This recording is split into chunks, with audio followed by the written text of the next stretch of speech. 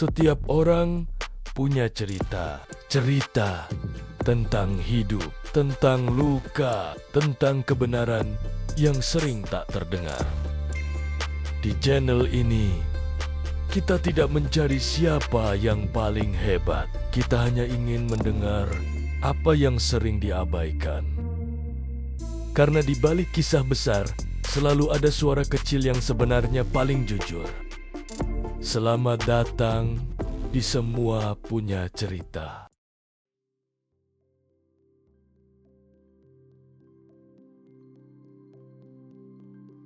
Pernahkah kamu mendengar sosok yang tampangnya sederhana, tubuhnya gemuk, wajahnya lucu, tapi justru paling ditakuti oleh para raja? Dia bukan raja, bukan satria, bahkan bukan dewa, tapi semua dewa mendengarkan ucapannya. Dialah Semar. Dalam kisah wayang Jawa, Semar adalah pelayan, rakyat kecil, orang biasa. Tapi justru dari mulut orang biasa inilah kebenaran paling tajam sering keluar. Malam ini kita akan bercerita tentang Semar, kebijaksanaan rakyat kecil, suara kebenaran.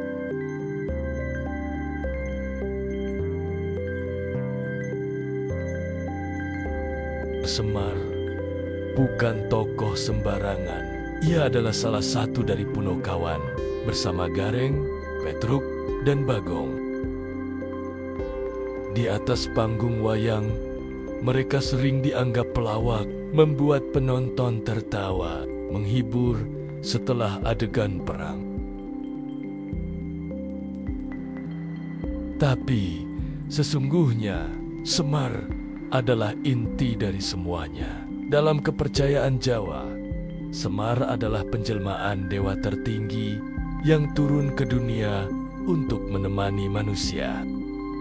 Ia memilih tidak tampan, tidak gagah, tidak berkuasa, karena kebijaksanaan sejati tidak membutuhkan mahkota. Semar digambarkan bertubuh gemuk, perut buncit, wajah tua, suaranya berat, simbol bahwa ia memikul penderitaan rakyat kecil.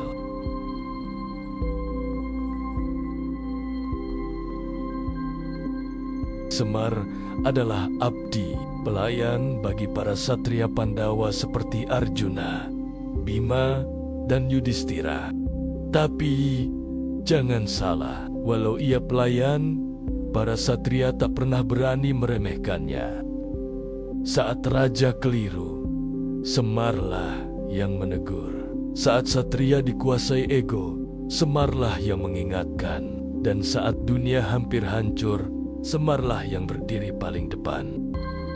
Ia tidak memerintah, ia tidak memaksa, tapi ucapannya selalu tepat menembus hati.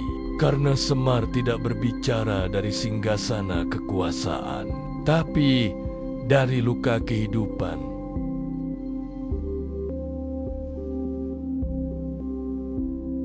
Ada satu hal yang membuat Semar abadi. Kejujurannya. Semar tidak pandai berpidato. Bahasanya kasar, kadang terdengar lucu. Tapi justru disitulah kebenaran berada. Dalam budaya Jawa, Semar melambangkan rakyat kecil yang sering diremehkan. Tapi sebenarnya paling memahami hidup. Ia tahu lapar, ia tahu takut, ia tahu kehilangan. Maka nasihatnya tidak lahir dari teori, tapi dari pengalaman. Semar mengajarkan bahwa kekuasaan tanpa nurani adalah kehancuran, kepintaran tanpa empati adalah kesombongan, dan keberanian sejati adalah berani jujur. Semar tidak pernah ingin menang, ia hanya ingin benar.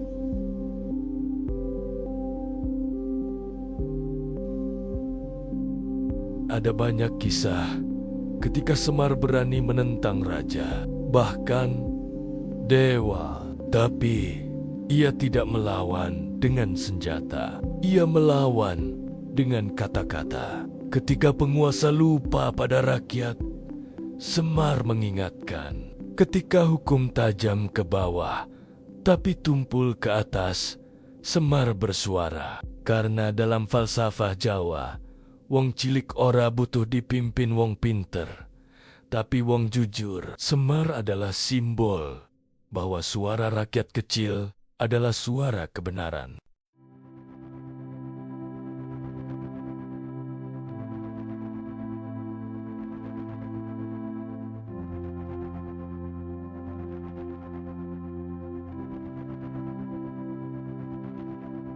Hari ini, kita mungkin tidak lagi menonton wayang setiap malam, tapi Semar tetap hidup. Ia hidup dalam orang kecil yang berani berkata jujur, guru yang mendidik dengan hati pekerja yang tetap lurus meski tertekan. Siapapun yang memilih benar, meski sendirian, Semar mengingatkan kita, tidak semua yang berkuasa itu benar. Dan tidak semua yang kecil itu lemah.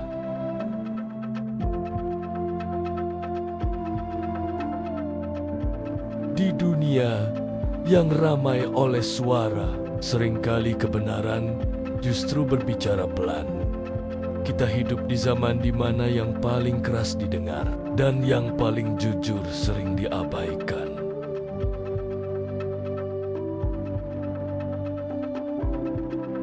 Tapi, bagaimana jika Semar hidup hari ini?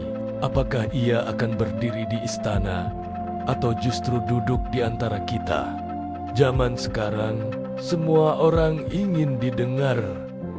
Media sosial penuh opini. Berita datang tanpa henti. Semua merasa paling benar, tapi sedikit yang jujur. Di tengah kebisingan ini, suara siapa yang masih kita dengar? Jika Semar hidup hari ini, ia mungkin tidak punya akun besar, tidak viral, tidak terkenal, tapi ucapannya akan tepat mengenai hati.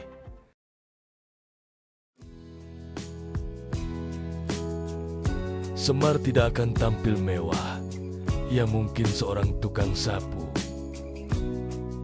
guru di sekolah kecil, atau bapak tua di warung kopi. Ia duduk, mendengar, mengamati, dan ketika bicara, ia tidak menggurui. Ia berkata sederhana, "Kamu capek karena lupa kenapa kamu mulai." Kata-katanya tidak ramai, tapi menenangkan.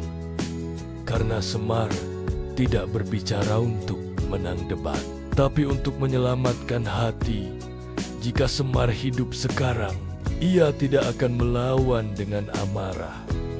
Ia akan berkata, kekuasaan itu titipan, dan titipan yang disalahgunakan akan diminta kembali.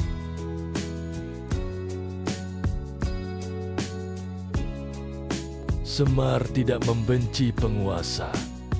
Ia membenci keserakahan. Ia tidak melawan hukum. Ia melawan ketidakadilan. Karena bagi Semar, jabatan bukan kehormatan, tapi tanggung jawab.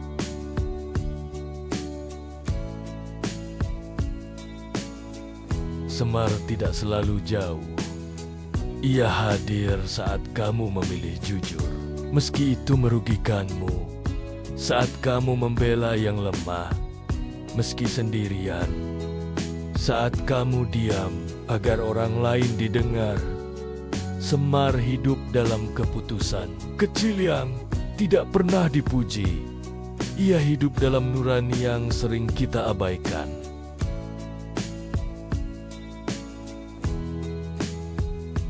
Di era ini, kebaikan jarang diposting, kejujuran jarang dibagikan. Tapi Semar tidak butuh like, tidak butuh validasi. Ia hanya bertanya, apakah hatimu masih lurus? Karena menurut Semar, kebenaran yang sunyi lebih bernilai daripada kebohongan yang viral.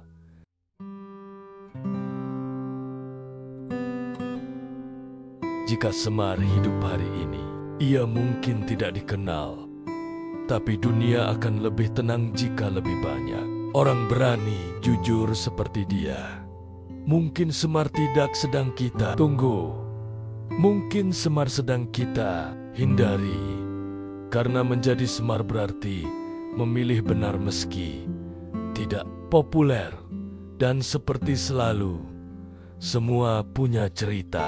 Semar tidak pernah meminta dihormati, tapi ia selalu dihargai. Ia tidak mencari panggung, tapi selalu hadir saat dibutuhkan. Mungkin Semar ada dalam diri kita semua. Saat kita memilih jujur meski sulit, saat kita membela yang lemah meski tidak populer, saat kita berkata benar meski suara kita kecil, karena pada akhirnya semua punya cerita. Dan kadang cerita paling jujur datang dari mereka yang paling sederhana. Jika kalian merasakan sesuatu dari cerita ini, jangan lupa like, share, dan subscribe. Serta tulis di kolom komentar tokoh siapa lagi yang ingin kalian dengar kisahnya. Dan akhirnya, sampai jumpa di petualangan dan cerita berikutnya.